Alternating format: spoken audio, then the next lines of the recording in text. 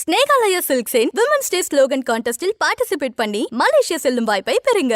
பிரதமர் மோடி ஒவ்வொரு முறை தமிழ்நாடு வரும்போதும் இந்தியா கூட்டணியின் வாக்கு வங்கி 5% அதிகரிப்பதாக அமைச்சர் சேகர் பாபு தெரிவித்துள்ளார்.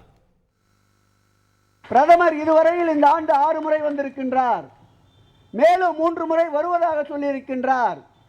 நான் அன்பிற்கினிய பாரத பிரதமருக்கு இந்த கூட்டத்தின் வாயிலாக பாரதிய ஜனதா கட்சியினை சார்ந்தவருக்கு நான் தெரிவித்துக் கொள்வேன். அதிக முறை பிரதமர் வரட்டும். ஒவ்வொரு முறை பிரதமர் வருகின்ற பொழுதும் திராவிட முன்னேற்ற கழக இந்தியா கூட்டணியுடைய வாக்கு சதவீதம் 5% கூடிக்கொண்டே இருக்கும். அவர் ஒவ்வொரு முறையும் இந்த மண்ணிற்கு வரும்போது அவர் கடலிலே நீருக்கடியில் தியானம் செய்தாலும் சரி, அல்லது தரையின் மீது தியானம் செய்தாலும் சரி, அல்லது வான்மார்க்கத்திலே தியானம் செய்தாலும் சரி, அல்லது ரோடு ஷோ காட்டினாலும் சரி, இந்த தமிழகத்திலே இந்த மாய்மாலங்கள் எடுபடாது.